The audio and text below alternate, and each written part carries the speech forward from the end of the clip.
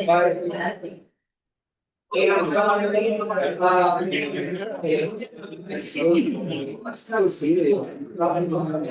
trying to get in, Mark? Just send it to Mark, you and Rob. Mark at Gmail? Okay, so there it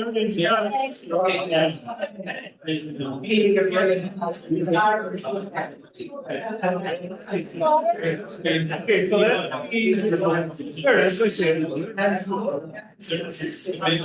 I see it.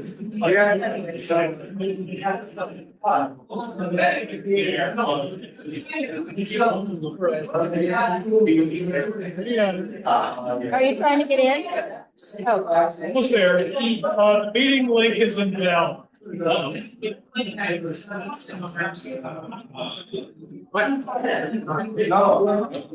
I'm going to get us started and on that. You may have to go into the Zoom application. Each got to sit in that link. Active for this meeting. Do you know how to do that? Yeah, probably help me out. Will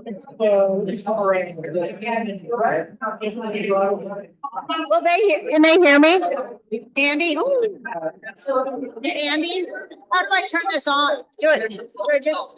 It's I think that's on press until it's sounds like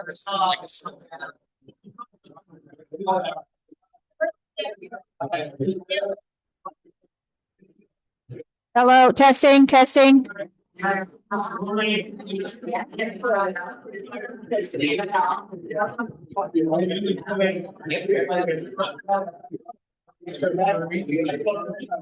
right, everybody. We're going to get started.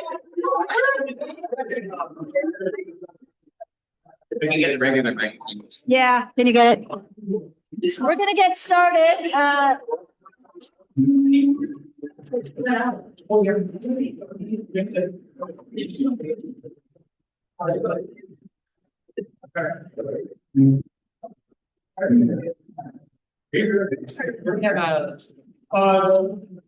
working on it. This one is not working. So our new one. Okay, I don't. Yes. And we're going to talk. It's working. So I will get it. Welcome everybody. I'm Lynn, but most importantly, this is Andy. Hi. Andy is the engineer, and he's putting all of this together. And we got a little bit of a hiccup, so everyone who can't hear me sitting. Everyone who can't hear me sitting at home.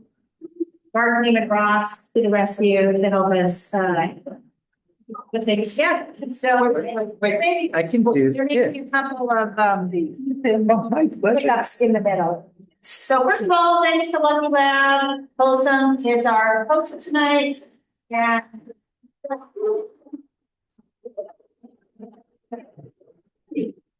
is anyone new who hasn't been to a Thursday meeting before?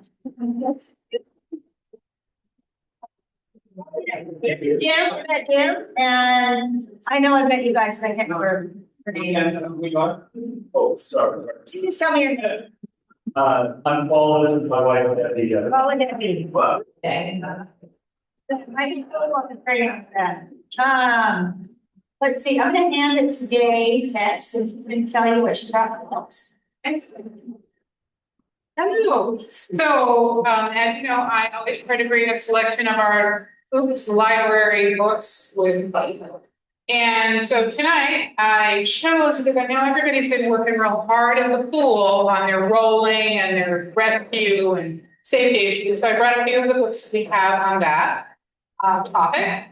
And then I thought about how, I don't know, I've been sitting around looking out the window thinking, wow, I really wish I was out somewhere. I can have a big adventure and, but I'm not. I'm here, it's raining, and I can only dream. So what I have in the library about, oh, I don't know, 30, what I call dream books. These are the books that you can read in the middle of the winter and dream about these adventures that you can have at any time, but a lot of times they are travel logs, narratives, adventure stories from people who have been all over the world. We have a really interesting selection. We've got books from people who traveled around New Zealand and Australia and down the Colorado River and up in Alaska. And they're fascinating tales of their adventures. I highlighted one in our newsletter last month, and I brought it with me tonight. Day of Two Sunsets, which is about someone who went along the west coast of Vancouver Island. So that's here. If any of you read that, I would really want to check that out. And then I have another one that I wanted to tell you about tonight, which I just discovered. Does anybody in this room know Carl Adams or has heard of Carl Adams? Apparently he's from Portland. He was from Portland. I tried to find out if he's still around. If he is, he would be very old if he wasn't. But in 1985, he set out from Portland and decided to go with his kayak across the United States to the tip of Florida. Oh, I know Carl. No,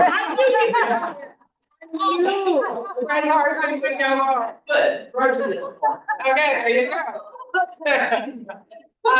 He was enamored with the idea of the early explorers, and particularly the Aboriginal people that came over across the bridge and all the way across to Florida. So he wanted to retrace their footsteps, and he ended up going all the way from Portland to Florida with his kayak. Now you might wonder, how is he going to do that? He paddled, I think it was 7 different rivers, but he also had to pull his kayak behind him for 350 of those miles. So he started doing that down this highway, in a highway going over the continental divide. And he suddenly realized he's going to get killed by a truck. So he bought a CB radio and said, kayak around mile 78, and the truckers were like, what? So anyway, yeah, question. Good book. It's an amazing story of how he did it. And at the very beginning, it made me laugh because he's trying to convince his wife that he should go on this trip. And it's going to be, he ended up like 202 days ago. And he says, I finally convinced her that I could do it, but I didn't bring up the fact that I needed a new kayak. And I thought, oh man, that sounds like every ooster that I have. So anyway, it's a good book. If here, and if you see any other books that you'd like to check out, please feel free to do that. If you don't know how to check out our library books, I can help you with that. Okay.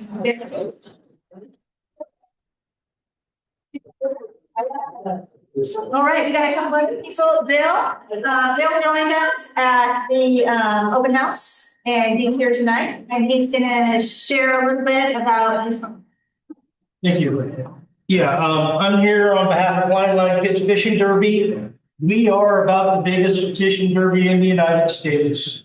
And so April 10th, we'll have about 200 to 400 special needs. And then April 11th, that Saturday, we will fish almost 2,000 5 to 15-year-olds. I am here specifically because I am the president and I'm trying to get different clubs in around Park County and Portland to help out and take some ownership. I'm a member of the Walleye Club, the Lower Columbia Walleye Club meets in Portland. We clean all the fish. I am looking for a boat club, a little paddling club, to take ownership of one specific job, which is to put a gated cardboard plastic, like you see around the bottom of trees to keep the deers from eating them. We need to put that over the buoy line of the nets because it gets cast over it. and then their gear tag is, but with that cover, it doesn't. I have several, big handouts. It's a great little, PowerPoint. And if I had brought the little thing that I have at home on my desk, I'm gonna plug it in and in 2 seconds go over it. But all the material is there. I can't remember her name, but she and her husband have helped in the past. I met them about 4 years ago. I was fishing in Merlin, and they were up there with the club and the big stickers on the cars, and I'm like, wow. So anyway, I am here begging you guys to come and help us out. So you need like 2 people, 3 people? Four people would make it go in a couple of hours. I will provide a beach, yes. So the 10th, Well, the job would actually happen on the 8th or 9th. time and where? Klein Line Pond in Salmon Creek, Washington. It's the exit, the 99th Street exit is the closest one. Because the creek is on 117. I wonder if you could do a little write-up, send it to me. I will. I can send it to Paige, and Paige can put it in the president's. Things like that. It's not words, it's easy. Yeah, and the thing is, you can do it. The neat thing is, if you did it Thursday, that's when the fish come. Wednesday, I will be there. We will put a 20-foot boat in there with a big outboard motor, which is absolutely against the rules and everything, but we're allowed to do it with the net in. And there are no flotation devices allowed. So when you guys are out there in your boat, you're the only ones allowed on the water in a boat. You and the steelhead rearing pin, they have a little boat. That's awesome. So yeah, make sure to coordinate with Paige, a great week. And make sure. Thank you. Yeah. Thank you. Any progress there, Mark? Working on it. Okay. All right, Mark, good time? Hey. You're new. Oh, you're new. Okay, and what's your name? Mark. Hi, Mark. And what can I ask you that, Mark? Yeah, an educated, right, and an educated, Okay. Okay. All right. That's important. You might. We have another Mark here from 12 River Keepers. And he is going to give you guys all another opportunity, tell you about another opportunity, you can get out on the water. Right. Mark Simons, 12 River Keepers. I'm the River Experiences Manager for 12 River Keepers. And I'm here just to make a quick pitch for our PAL program and for the need we have on an annual basis for volunteers. We are an advocacy organization. We call ourselves a voice for the Tualatin River. And as such, we found the best way to create advocates for the Tualatin is to get them out on the river. So we have a very robust program over the course of roughly mid-April through probably late October of trips. And for each one of the trips that we do, we have a whole flotilla of safety boaters. And our safety boaters essentially act as little border collies out there, kind of keeping people out of trouble and informing them of how to better hold the paddle and also just talking about the river, talking about natural history and sharing about history and whatnot. So we do an annual volunteer training in March. We've got a couple of dates, the 26th and the 28th, and it's online. So you log in and just kind of talk through what our programs are like and where they can go. We do an in-person training in April on 2 different dates. And we meet at one of the launches on the Tualatin River. And I essentially just walk you through our trailers and our gear and how we use it. We offer a very basic first aid course that I'm guessing most of you probably already have that trace up. And then we also do water rescue, basic training, how to get the water out of the kayak or the canoe and get the people back into it. So again, we're not out rock gardening on the coast. We're on the Tualatin River. Most of you could probably teach the training classes that we do.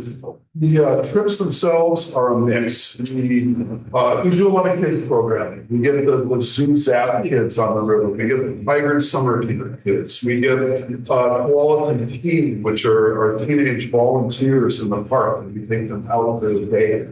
But we also do public programs such as a paddle into the stars. We do a water program in soil and water conservation district. We do a lot of partner paddles. We take the Tualatin Parks and Arts Advisory Board out on the river and show them from the river the new location that they're considering building launch on the river. We also take the Soil and Water Conservation District Board out and take the Wildlife Refuge, Friends of the Refuge staff out. And again, on every one of these trips, we have 3, 4, 5 safety boaters who just kind of along to help get people out of the water, help get them back onto dry land afterwards, offer advice, do some teaching. So there's my pitch. We'd love to have, we have a fair number of groups volunteers already. We probably battled with Bob Freshman, Sherry Vandis, and Sherry Gilman, who's a variety of folks that have helped us out over the years. And we just need to add a few in each year because we always lose a few. Thank you. I've done I'll lay here, and then I've got a card and my contact. And it's also on the website, right? Also on our website. Well, River Keeper. Any, He's, it should be working. Okay. Okay. So, We are importing the car. okay, thank you. Would it be easier if I drove the presentation at all? Well, you told me if I could. We'll get there here, 1 second. So I just want to remind everybody that next month, March, we are having, if you're a TO, come and John will buy you a drink. And then we've got a panel. Wait. We'll have a panel with Steve and Lori Stoll and Bruce Brian Stewart,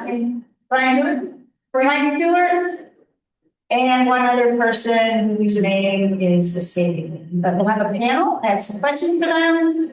We're going to ask them about what it was like when they were starting paddling, and we're also going to play kayak bingo. And I'm going to do a mixer thing.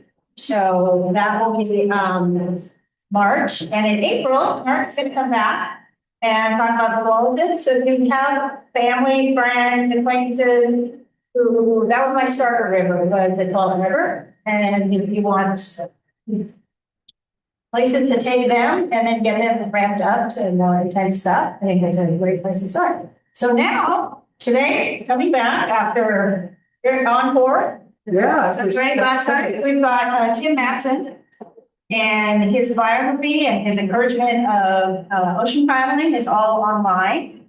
So I'm going to hand this off to him. And if there are questions at the end of the day, they'll come back up and answer them.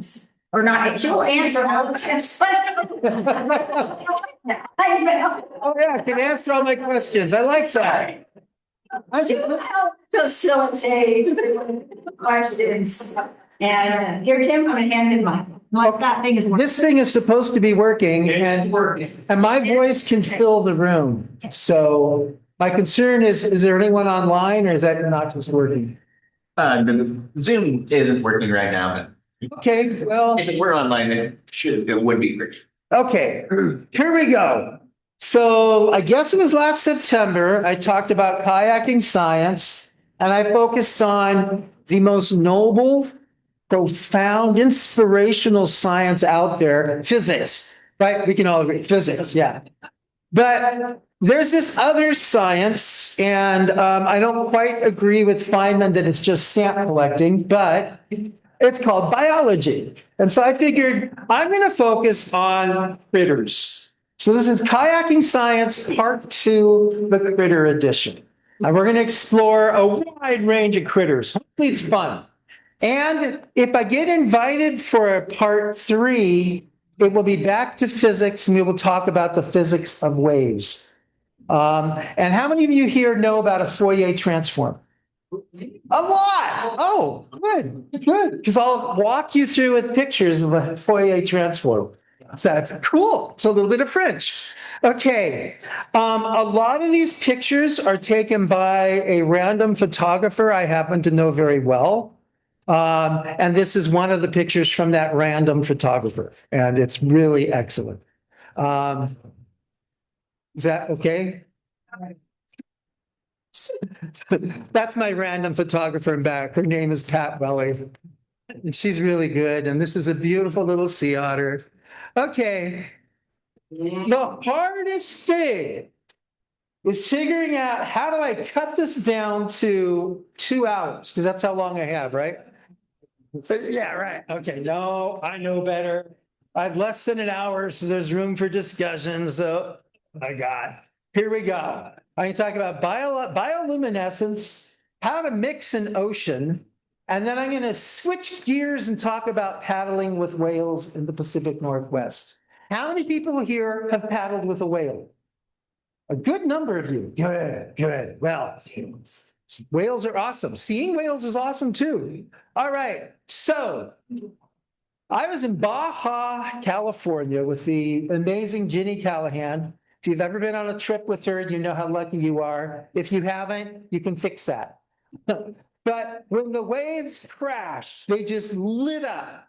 It was amazing with the bioluminescence in the waves. And this isn't me, but I went surfing in the bioluminescent waves in a kayak, not a board, which was really, really hard because it drives home the point how vision dependent we are in our surfing. You kind of like to need to see the wave, but still, I've had that experience. It is awesome. Wow. So I want to talk about bioluminescence. You may not have thought about this, how weird it is to spit out visible light. So we talk about an electromagnetic spectrum. And the electromagnetic spectrum goes from really low energy waves in the radio range all the way up through to gamma rays that are very high energy. And I'm sorry, I have to pause again. How many of you were at my kayaking science physics talk? Not everyone, a good number. Okay. One of the things I spelled out in great detail is that light actually can be thought of as a whole series of particles called a photon. And it was completely revolutionary that the energy depended on the frequency of that light. So that equation E equals H nu came from a guy, maybe you've never heard of him before. His name was, Albert Einstein. What he got his Nobel Prize for was not relativity theory.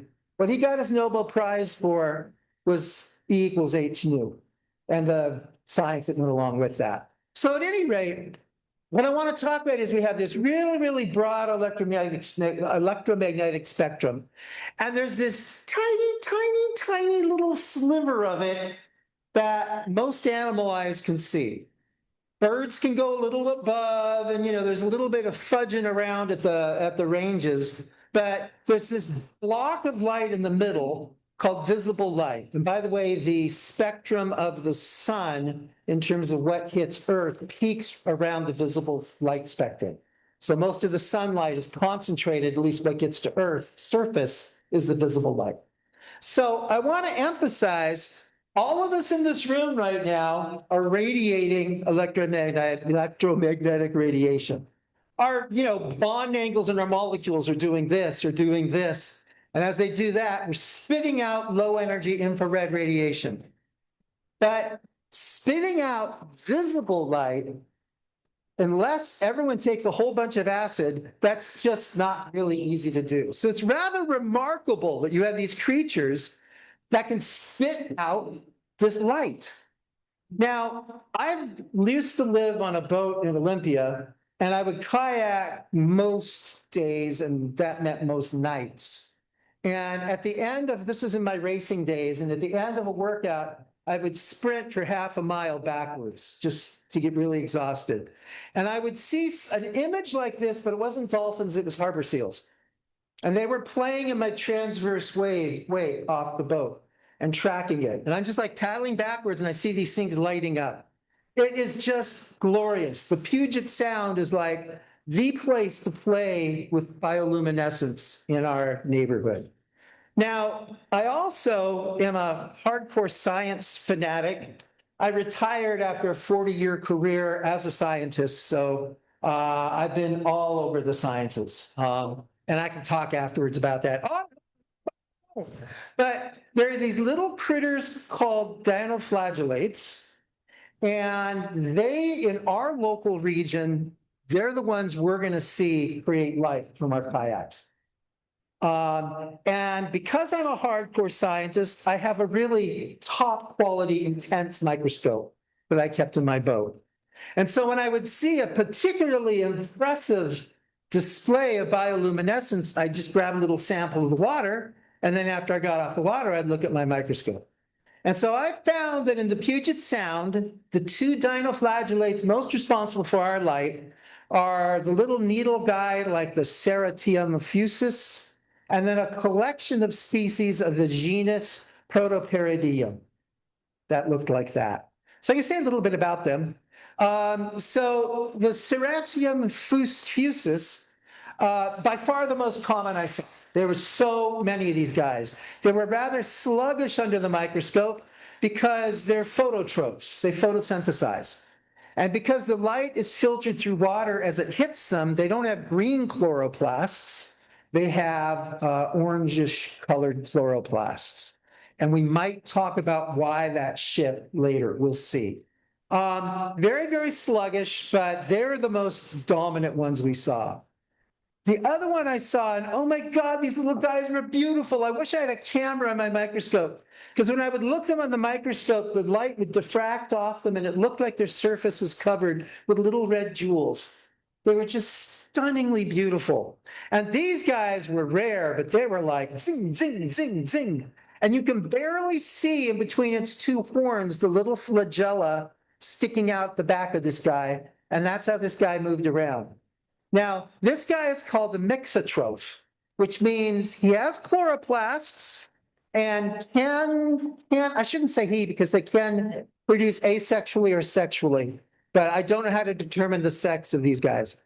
Anyway, but they also can feed mostly on diatoms, but on other critters. And they have the most bizarre feeding approach. I read about this, I wasn't able to see it. But they call it a feeding veil, comes out from its body, it envelopes its prey, and then it digests it and then pulls its goodness inside, which lets it eat things that are bigger than it.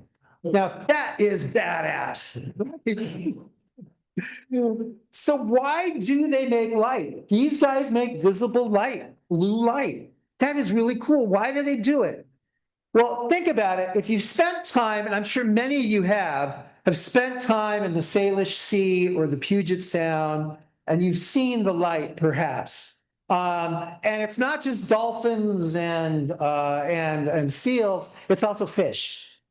And it's really cool because they've done experiments to verify this. That what it is they light up who's eating them, which doesn't do them any good, but it does the community good. Because the fish lights up and another bigger fish goes, oh, that looks tasty, chomp. So the enemy of their enemy is their friend, and they call their friend with the light. So it's really cool. And that's why they make the light.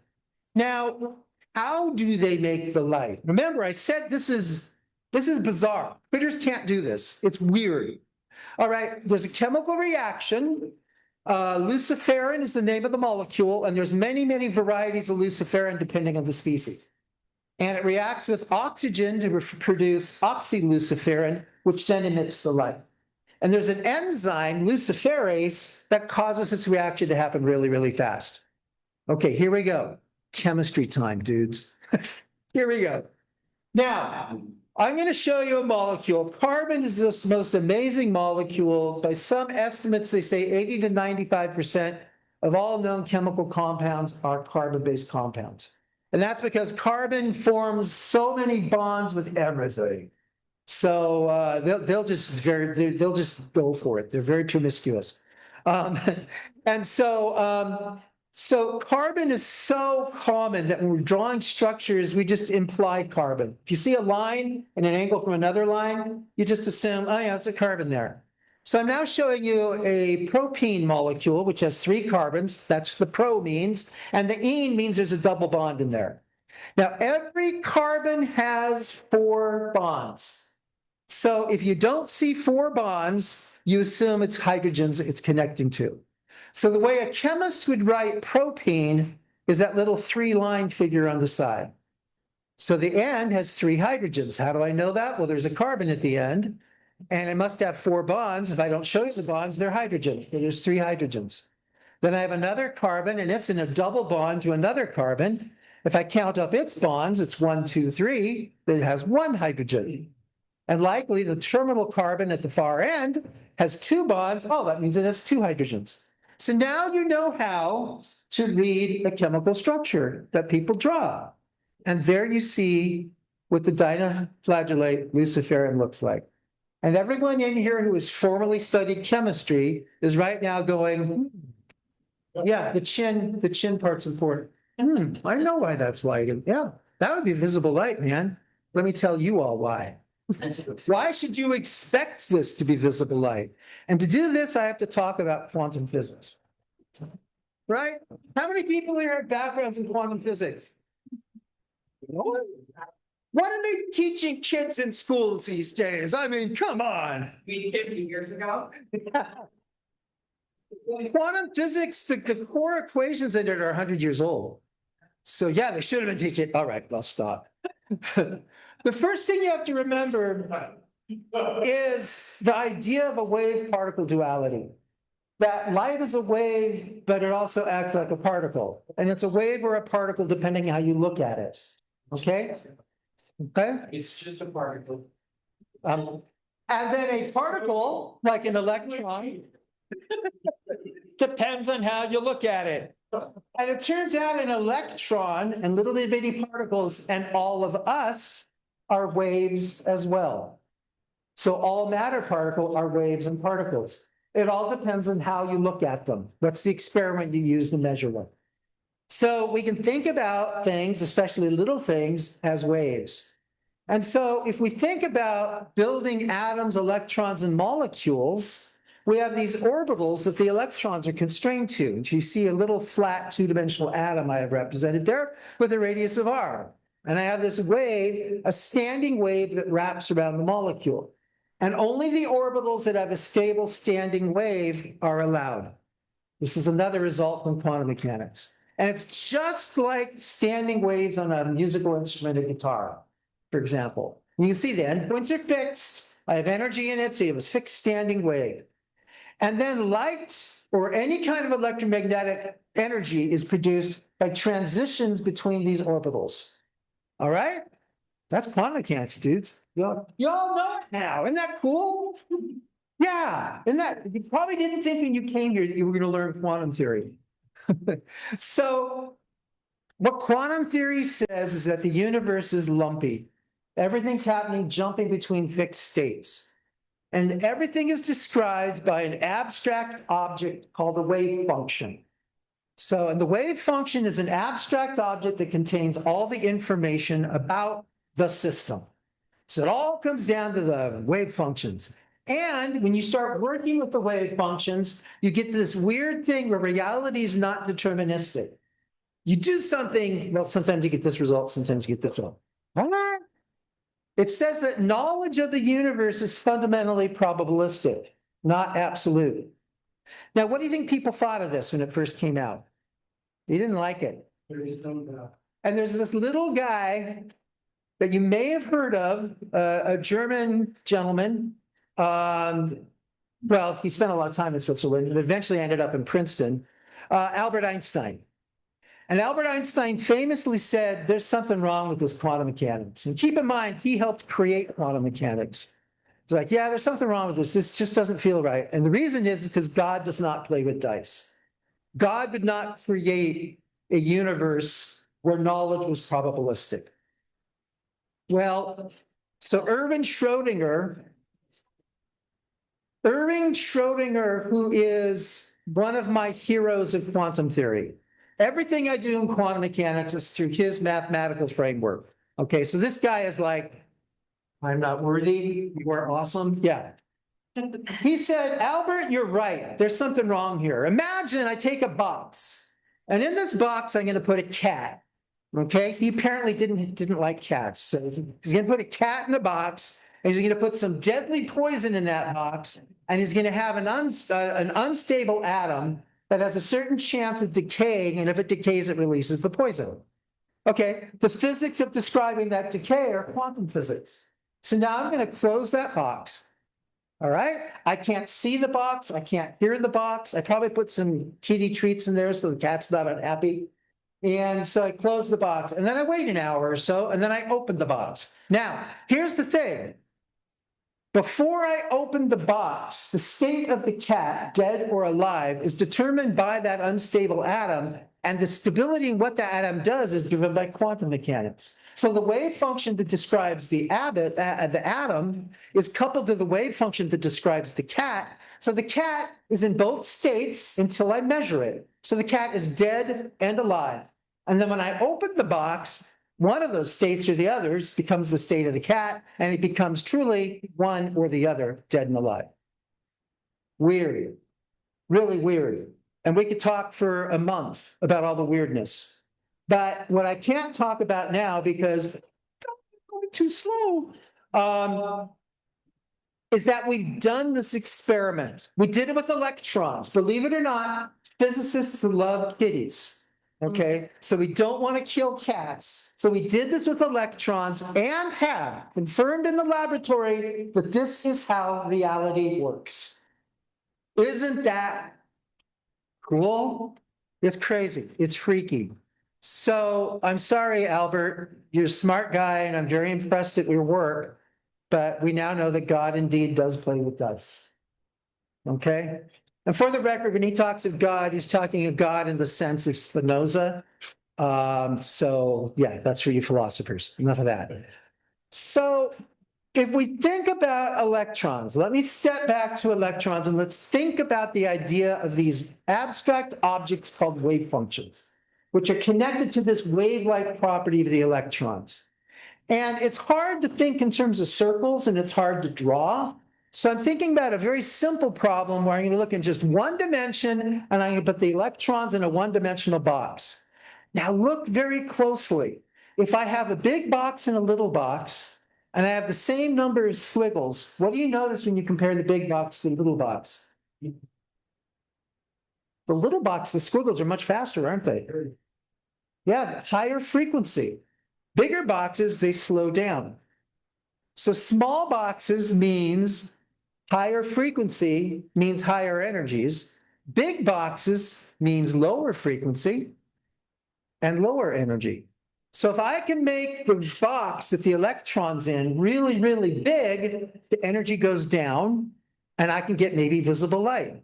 But most molecules are these little itty bitty bitty boxes, and their light is way up in the UV, beyond what we can see. How do we make the boxes big? Now, I want to emphasize there's a style in slides where they also serve as a briefing document. So all these words are here, so you can read this afterwards and go, oh, yeah, I need to review Tim's quantum theory. Here we go. All right. So I want to point out that when we talk about the energy of these electrons, the quantum mechanics also tells us about the shape of the probability distributions. All right. And believe it or not, some of the shapes are little balls. Those are called s electrons, s orbitals. And some of them are these dumbbell-shaped blobs. Those are called p orbitals. And I have 3 p orbitals on this carbon atom and 1 s orbital. Okay? Footnote at the bottom for those who are questioning that. Don't want to go there now. So these orbitals combine and add together to create different shapes and different larger scale molecular orbitals. We call it hybridization. And it turns out if you have double bonds, you have sp2 hybridization. We use 2 p orbitals and 1 s orbital. But there's 4. There's 3 p's and 1 s. What are you going to do with the extra one? Well, you got these extra p orbitals sticking out of the plane in those 2 carbons I'm showing you. And they can share electrons across the side. So now the electrons can go, because they have that little bridge, they can go over the whole molecule. Got that? Now think about this thing, folks, with what I just told you. 5 alternating single and double bonds. I have those p orbitals sticking up. They go sideways. This is a big box. This is a huge box. And so when people look at it, and remember, the chin rub's important. You're looking for those conjugated systems, alternating double and single bonds. And when you see those, that says I've dropped the energy really low, hopefully low enough I get visible light. And it's not just luciferin. I'm showing you chlorophyll. I'm showing you a dye. I'm showing you firefly luciferin. How about carrots, that orange color of a carrot? So now forevermore, when you go around and you look at a molecule for a dye, you can impress everyone in the room and going, well, yeah, it's a conjugated system. It lowers the energy of the orbitals and brings it down to the visible spectrum. Because, it's like basic physics. So what's fascinating is, and actually I'm going to skip this. Oh man, because I'm just running out of time. Okay. What's really cool though is lots of things besides dinoflagellates spit out light, emit visible light in the ocean. And if you look at the colors, it's almost always blue. Okay? Not 100% blue. There are cases in the ocean where they use different colors. Why is blue so common? If you were I'm going to give you a hint. For those of you who were wise enough to beat my last talk, if you think hard, you know why.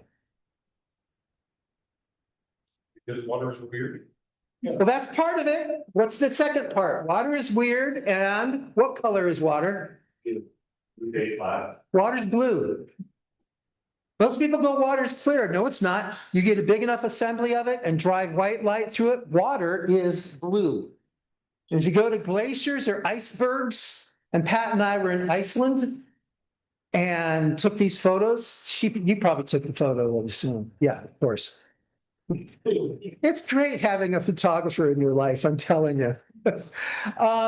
So if you think about it, why is it blue? It's blue because of another quantum effect I talk about in my physics talk, where you have these vibrational motions and they'll do an overtone 3 times. So instead of going, they'll go, and that doubles and triples the energy. So they start absorbing the low end of the visible spectrum and they pull red out of the spectrum of light moving through the water. So the red light, the water goes, I'm going to suck you up, which means the blue light goes, all right, I'll sail right on by. So water looks blue because it transmits blue light better than the other colors. So if you're a critter wanting to make light, so the big bad guys will come in and eat your enemies, you want to put out blue light. Isn't physics fun? It's so much fun. Okay, let's talk about our next topic. And you sure I can't have 2 hours? No. If you think about the ocean, the mixing of the ocean is critical. And if any of you are following closely the news about global warming, you've heard a lot about mixing. But I'm going to not say anything about global warming because it's depressing and it's not a Chinese plot. Someone famous said that. It's not a Chinese plot. It is reality. And if anyone here doesn't agree with that, after we talk, let me talk to you. Okay? Let me talk to you. I will show you how it is real. Anyway, okay. Oceanographers and physicists working with them did some weird calculations, and following it is really convoluted and it's approximate, but they figure that it takes 290,000,000,000,000 watts. That's energy expended per second. And that's happening around the clock, around the world, pumping energy into the system to mix the oceans. Okay? We call that 2.9 terawatts. It's about 3 terawatts. Now, the United States electrical generation capacity, this is if we took every single generator in the United States and pushed it full bore, we could generate 1.24 watts. And by the way, we never have all of our generators running full bore. But that gives you a sense of how much energy that is. And I want to emphasize you need to mix the oceans horizontally so that the warm equatorial water gets up in the polar regions. You got to have all that mixing going on, but we also have to mix the water vertically. Because remember, the deep waters where the nutrients are, all the little fishies and plankton die and their little corpses float down to the bottom. And so all the good, tasty stuff is down in the bottom. So we have to, when we talk about mixing oceans, we mean mixing it horizontally, but also mixing it vertically. So where does the energy for mixing come from? And so the oceanographers who work on this have figured out that tidal forces contribute about 1 terawatt to mix it. And keep in mind, this is energy expended per second. If you want to go how much energy, you have to multiply the number of seconds in a year, and that'll give you the total energy per year. So we're talking big numbers. All right. The other thing is wind seems to contribute about another terawatt to ocean mixing. That's not enough. Where does the rest come from? And it's an idea that's been kicking around for a while. But if you think about the ocean, we got all sorts of cool little guys out there swimming around. That's mixing the water. So can the amount of energy put into the water biologically give us the rest of that mixing energy? Now, I love this thought. A sperm whale, based on the hydrodynamics of a sperm whale, it puts about 5 kilowatts of energy into the ocean as it swims. And there are, I am happy to report, about 360,000 sperm whales in the world right now, which is a great number. So if you multiply that out, it puts 1.5 gigawatts into the water just by them swimming. Now, continuing and going through all the fish and every single incident in the world would be prohibitively difficult. So what a group did, and all the references are at the bottom of this slide, they said the following. Based on average densities of phytoplankton around the world, based on the peak solar energy hitting the water, we can estimate that the plankton store energy around the world at this utterly astounding number of 63 terawatts of chemical energy. An astounding number. But when you start looking at what biologists tell us about, well, how many of this little plankton are in a teaspoon of water, the numbers get huge really fast. And so then they say, imagine 1% of that total energy goes into swimming, which is just a number they pulled out of the air that's felt right. If you do that, that gives us 0.63 terawatts of power.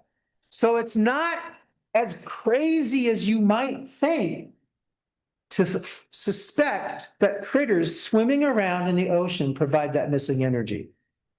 Okay, well, it's still kind of a weird idea and kind of crazy. Do we have any data to back it up? Yeah, we do. Consider this little fella. You fish, Euphausia pacifica, a little krill, cool little critter. And what they do is during the day, when lots of stuff is swimming around that can see them and chomp on them, they go really deep, right at the edge of where they call it the anoxic layer, where there's just not enough oxygen to support the fish, and it's dark. So they hang out there that nobody can eat them. And then at night, when they're hard to see, they go up to the surface so they can chow down on all those phytoplankton up there at the surface. So they go from 100 meters deep up to 15 meters, up to the surface in about 15 minutes. Does that provide significant mixing? So once again, the references are at the bottom of the slides. Those of you who really want to get into the details, I show all my references, and these slides will be made available to the OOPS mailing list, so you all have a copy of them. So the krill populations in this study in Saanich Inlet in British Columbia, they estimate that there's about 10,000 of them per cubic meter, and they can detect them on sonar. So you see the sonar image at the top there. And you can see that most of the day there, we're going at 1930, which is 7:30 at night.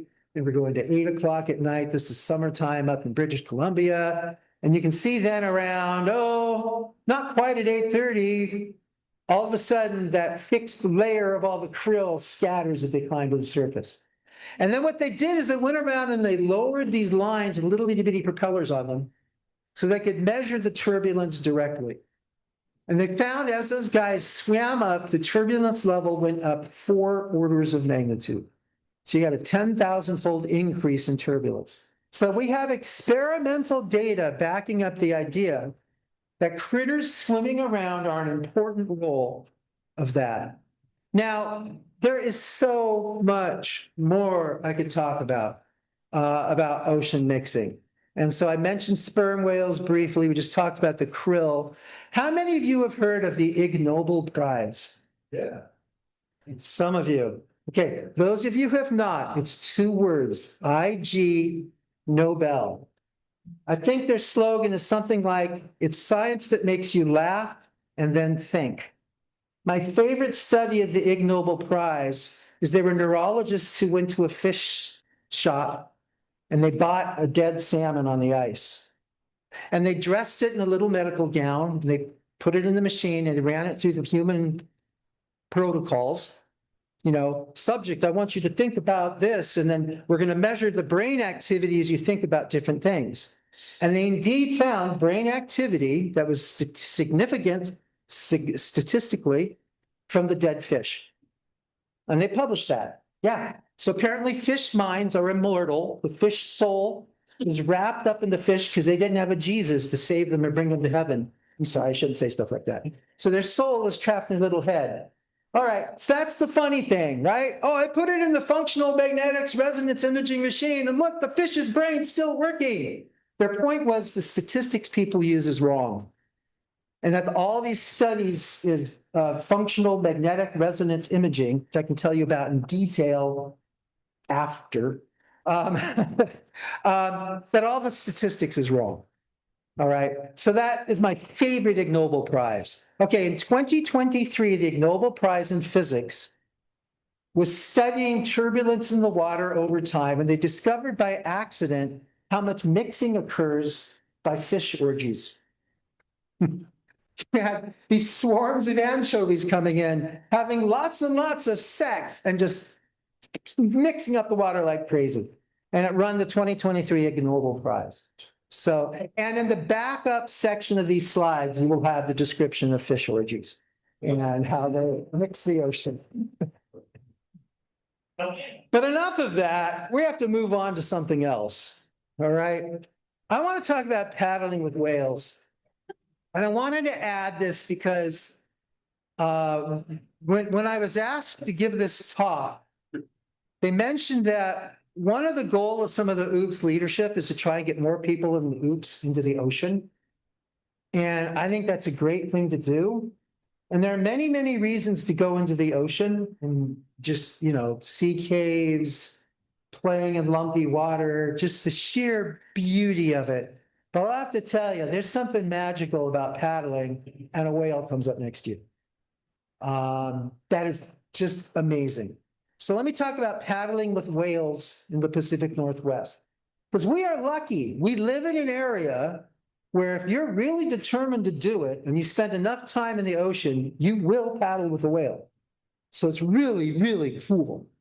Now, if you look into it, there are 6 species of whales that are commonly found off the Oregon and Washington coasts. We have blue whales, but they never come closer than 10 nautical miles. So you're not going to see them from a kayak because we don't tend to go out 10 nautical miles in a kayak. No reason to. And then we do have sperm whales, but they also stay offshore. They really like deep, deep waters. Now, I've seen a sperm whale, but it was dead. Does that count? No? No? Okay, a lot of people said yes, but all right. Doesn't count. No, it was beached. Doesn't count? Oh man, it was cool. Stay. At any rate. But we are incredibly fortunate as paddlers because there's these 4 species of whale that hang off our shores. And you spend enough time in the water, and you will see at least one of these. The gray whale is the one we see most often. Orca, if you get up into the Salish Seas, you see those. I've seen, well, anyway, we'll get there. So we are very fortunate also because the gray whales, there's about 220 of them that spend their summers between Northern California and Vancouver Island. And they're called the North Pacific Feeding Group. And most of us as kayakers who have seen gray whales, we're seeing the North Pacific Feeding Group. They're the ones we get to see. Because if you think about it, there's these great migrations in winter and spring, but the water's really rough. Very, very few of us have any business, if any of us, in being out on the water in those conditions. But in the summer, yeah, there's lots of times you can be out there. So let me talk about paddling with whales, but I have to show this slide.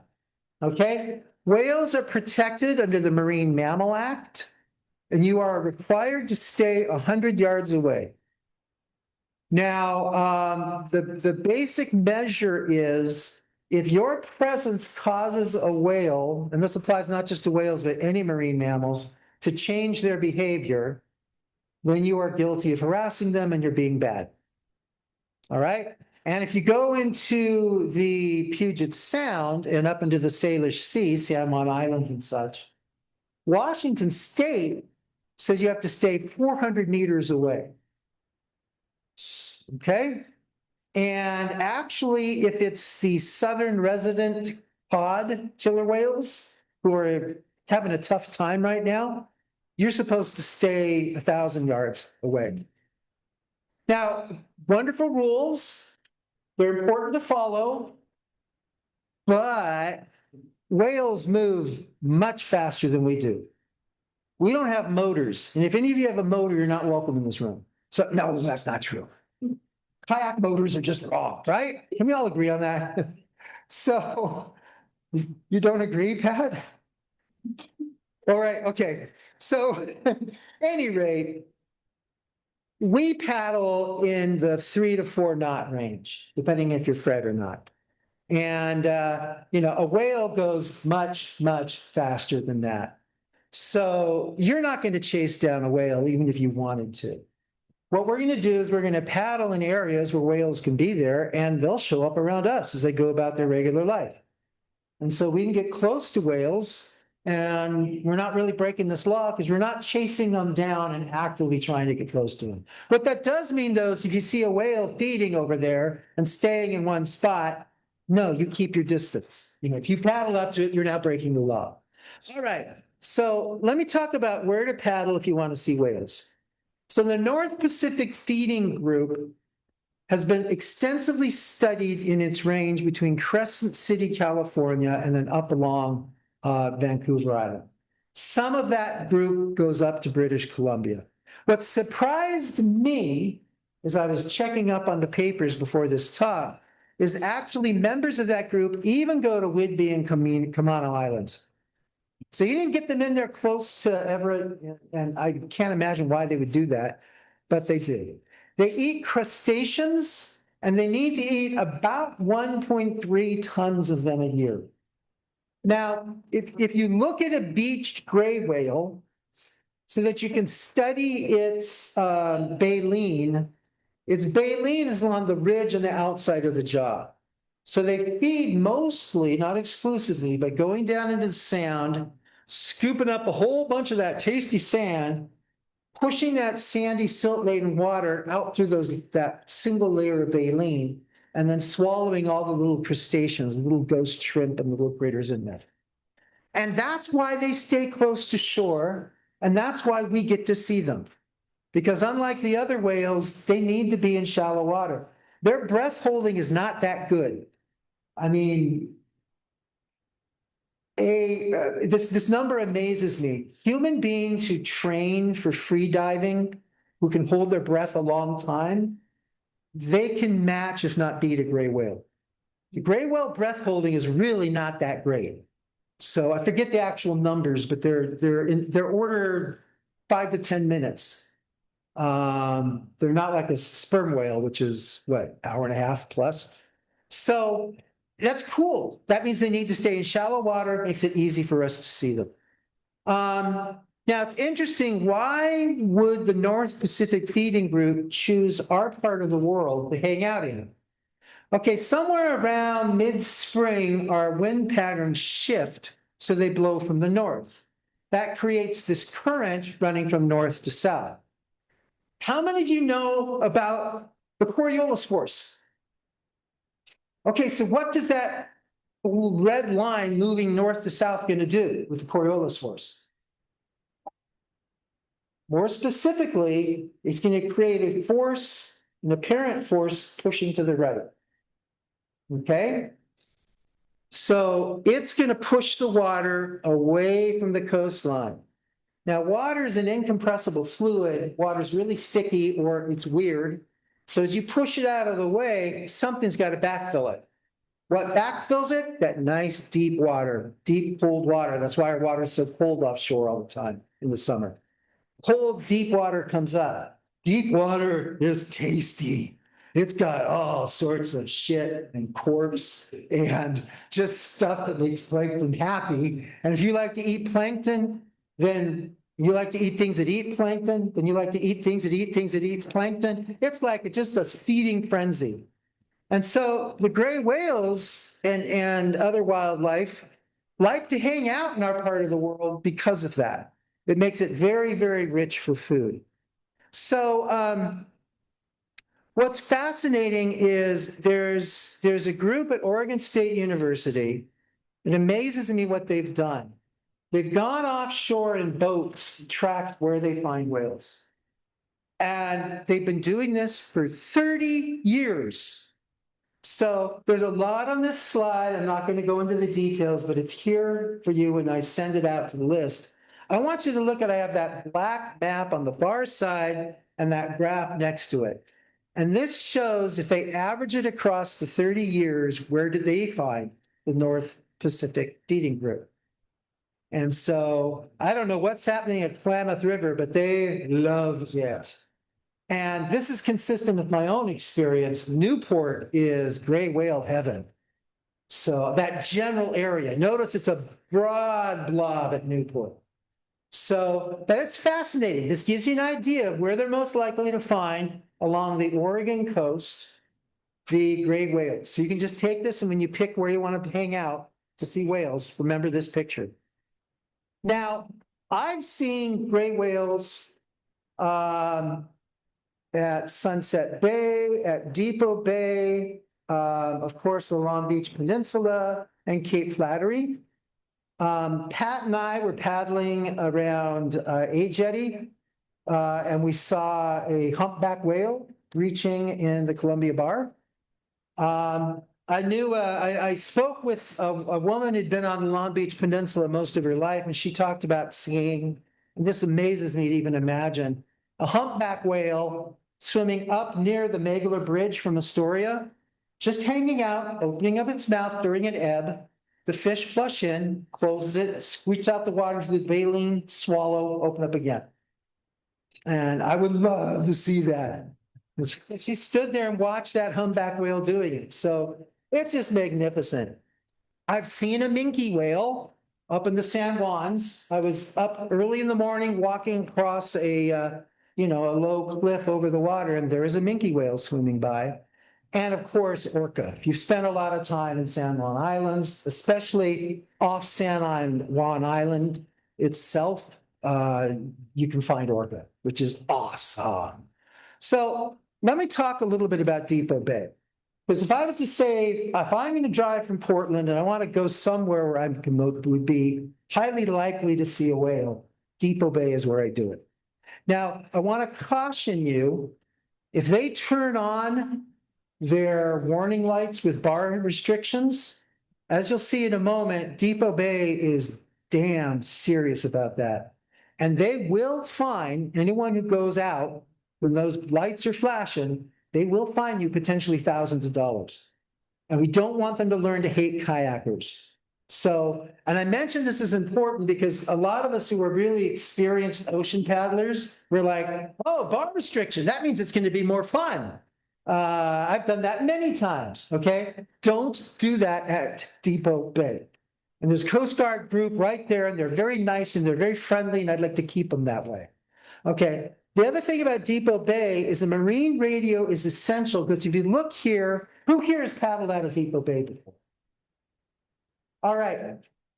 It's a magical area to paddle, but you put it at a boat ramp in the bay, at the southern end of the bay, and you paddle out, and then you have that little lane there, the bridge over it, and at its narrowest point, it can be only 8 feet wide. So if you're going out there as a kayak while a whale watching boat's coming in, kayaker loses. So you are required on channel 80 to announce group of 5 kayakers going out of Depot Bay. Off you go. And when you're coming back in, you have to announce it. Channel 80. Now, channel 80 is a commercial channel. Stay off of it otherwise. Don't talk on it, but listen. Because that's the channel the whale watching boats use to talk to each other about where the whales are. So you paddle out and they'll be like, oh, we got Little Whale Cove, we got 2 great whales. And you're like, oh, good, I'm going to Little Whale Cove. So this is why if I got to the point back when I was keeping track of it, that about a third of the times I put in at Depot Bay, I would paddle with whales. And that's a big number. So that was really cool. But so go there. It's wonderful. The area around there is just gorgeous, but use that radio, and you need to be a very tight group, because when you're going through that narrow channel, you have to get everyone in a tight group all together going, no stragglers allowed. Okay, there's another place Pat and I went, we had business up in Coos Bay, and so we went and paddled at Sunset Bay, and if you just look at that excerpt of a nautical chart, there's all sorts of sea stacks and arches and caves, and it's just a beautiful, beautiful area to paddle. And while we were paddling there, I was off looking about getting in trouble with something. I like going near rocks where waves are breaking to see if I can hurt myself. I've got a problem. Pat's more sane. A whale came up next to her like two or so kayak lengths away from her. It was just like, it's not fair. I'm not close to the whale. She is. But I think, we call it Mother Earth for a reason. And I think Mother Earth prefers females. That's one of my data points for that. So it was glorious. But if you haven't been down there, I think it's a kayaking destination that we found was just special. But the most special, the most marvelous is Cape Flattery. So Pat and I went up to Cape Flattery one summer, and the goal was a surfing expedition. We wanted rough waters. It was a lake. I have never in my life seen the ocean that flat. We were really bummed. We stayed at Hobuck Beach Resort, which is glorious. You stay in these cabins and you just walk your kayak down to the beach every day and go out and explore. It's a glorious area, but it was flat. And look how flat it was. These are pictures that Pat took from Cape Flattery. But look at this one at the top, looking south from Cape Flattery.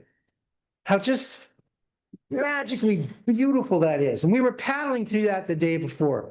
It is gorgeous. And then doesn't that Tatoosh Island just say, come paddle with me?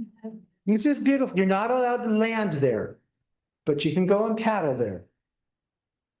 Any rate, and when you get close to Tatoosh Island, you can see that cave entry in the back there. And when you go inside this cave, there's this hole in the roof encrusted with plants. This place is gorgeous and worth traveling to a lot. And by the way, lots of sea otters. And they're adorable. But I have never been in the water anywhere where I saw so many whales. We lost count. We have no idea how many whales we saw there. It's like, oh, there's another whale. Okay, close, far, all over. It was amazing. And once again, notice how flat that water was. So it was amazing. Now it's interesting because we personally witnessed two forms of whale foraging behavior. On the top there, you can see a whale swimming forward. And what they do is they swim forward, open their mouth, and then close it, push out the water, swallow the little krill, and then repeat.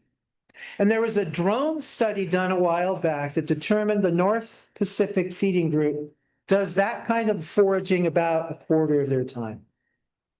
But over half of their time, they're doing headstand feeding. And you paddle along and you see this tail sticking out of the water. It's like going, and they're literally, their heads down in the sand and they're just like gouging up some sand, spitting it out, swallowing the krill, gouging up more sand. And then they come on up, exhale. They stink, by the way. They have really bad breath. And then they go back down and they do it some more. But they spend, in this study, drone study, studying the whales, 56% of their time doing that. So utterly glorious. But I want to talk a little bit about being an ocean paddler. And here's my favorite picture of one of my favorite people. This is at Cascade Head. And that is a glorious wipeout. And we caught on camera. And a true ocean paddler, what do you think they do after that wipeout? Roll and go out for more. Okay, it's like, whoa, that was intense. Pop up. Oh, let's see if I can catch the next one. Okay, now I mentioned that not just to tell you how absolutely awesome Pat is and what a excellent paddler she is, because she really is an amazing paddler. But just to tell you, when we talk about being an ocean paddler, if you really want to be safe out there, you need to be one of those people who can get trashed like that and pop right up and go, oh, wow, okay, here we go, right? Now, that's at the more advanced level, but it's a goal to point to, and everyone in this room, if you work at it, can get there. It's not this insurmountable barrier, but you got to work at it. So you need to be comfortable in the surf zone. Even when unexpectedly massive waves hit you, you got to just be comfortable, relaxed. Okay, because if you tense up, that's when you break things. And I don't mean break kayaks and paddles, I mean break joints and body. Your rescue skills need to be so good, you can get someone back in a kayak in under a minute. I've had to get people back in a kayak between waves. So like 15 seconds, you're back in the kayak. I'm not emptying the water, you're back in the kayak, paddle over that wave. Your rescue skills need to be intense. Ideally, a bomb-proof roll, like Pat has a bomb-proof roll. But you can actually, if you pick the conditions carefully, so the waves aren't too big, and we get those conditions in the summer. And if you can enter somewhere like Cascade Head where you can get out, usually if it's not a big day without big breaking surf, you can do it before the roll, but you got to be in a great group with great rescue skills. Your bracing skills have to be absolutely reflexive for lumpy water. And you need to have enough endurance of where you were planning to land. Your land doesn't work, you can get to your backup place. And then you need the right equipment. So it's not something you go, I think tomorrow, yeah, I'm going to go out in the ocean tomorrow. I'm now an ocean paddler. No, you got to pay your dues, got to bit space strokes, got to learn the rescues, and you all can get there. So I would love to see OOPS really become the Oregon Ocean Paddling Society. All right, that's all, folks. There are fun backup slides. I got to show you this one. Do you get this joke?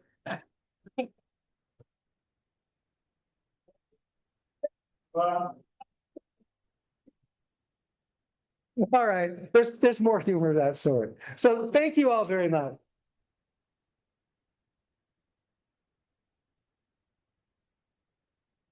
And I deeply apologize, I'm 2 minutes over.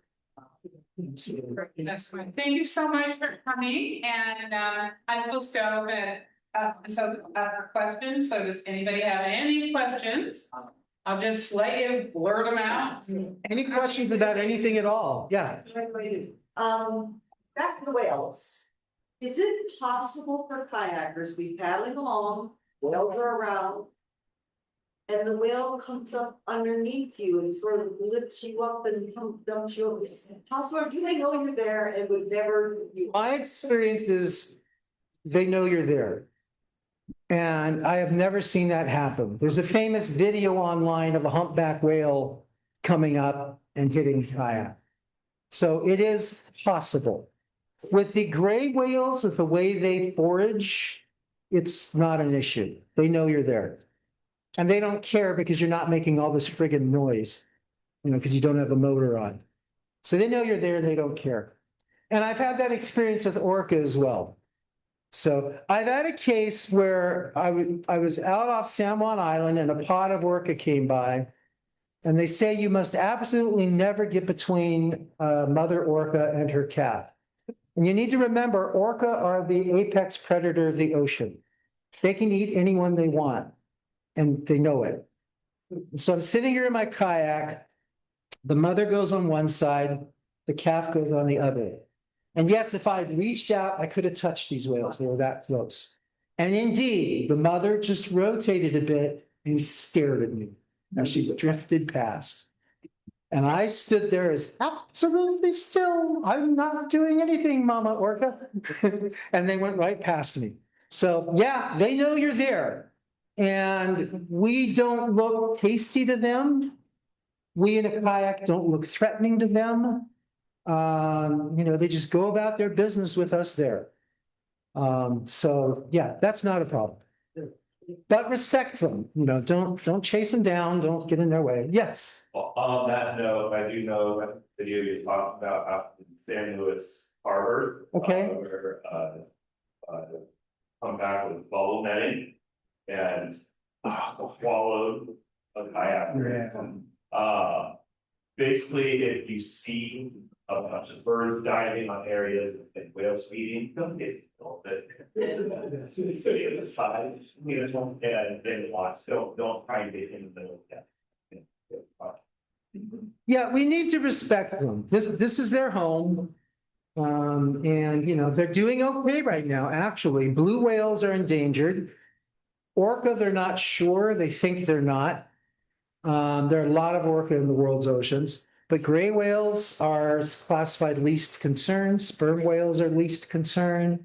Minke whales are least concern. So right now, because we stopped commercial fishing of them, their populations are doing well, and this is a good thing. Yes. How often is it that calm up there from me? I do not know. That the dead calm was freakishly weird. But pardon? How do you say it? It's not very often you've been up there. Yeah, I've been up there a lot too, and I've never seen it like that.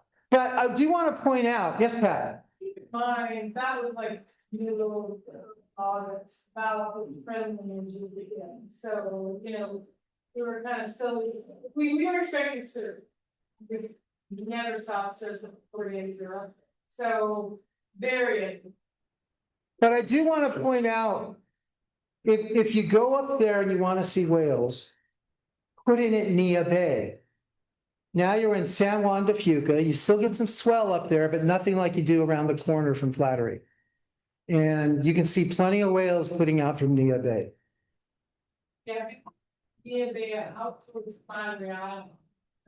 Tatoosh Island. It's a good chance we're going to see whale out there, and the conditions are much taken. Yeah. Although we were there in September last year, and then 10 to 15 foot swells. Yeah. Yeah. There you go. Check your swell forecast before you head up there and before you launch. So, yeah. But we are so fortunate because think about people all over this country, they don't have a North Pacific feeding group. And it's because they hang out here at times when the water is friendly to us that we have a chance to go out and see them up close and personal. We have a chance to smell their breath. You know, and most people in this world can't say that, yeah, I've smelled whale breath.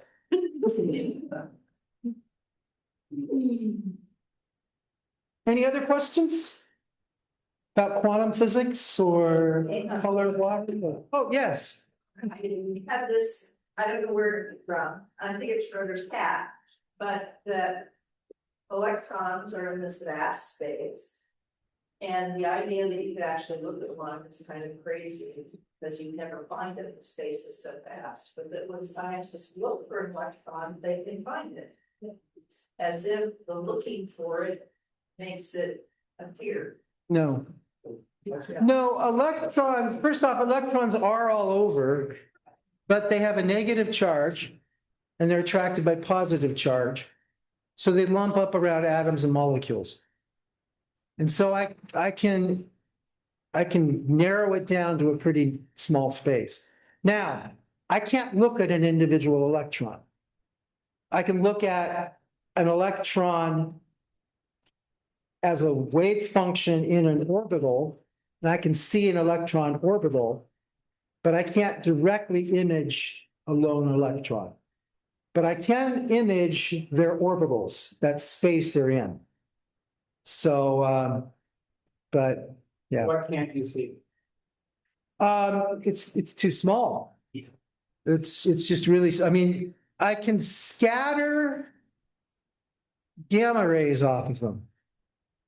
And if you are willing to call that seeing, then I can see them. But of course, this is the thing, if I scatter a gamma ray off an electron, it's going to go. So now I know I saw an electron right here, but I have no idea where that electron is right now.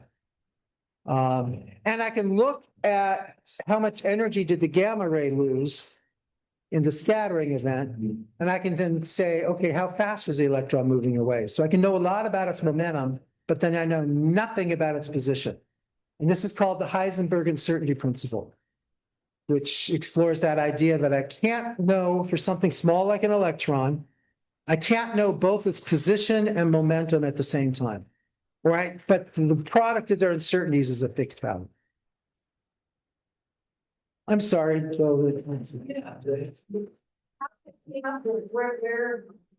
Yeah. People come up with the weirdest things when they talk about quantum mechanics. You know, they talk about, for example, that there's an infinite number of worlds, universes overlapping. And when I look at the Schrodinger cat in the box and I open up the box, in one universe, the cat's dead. In another universe, the cat's alive. And all I've determined in my experiment is which universe am I in? Yeah.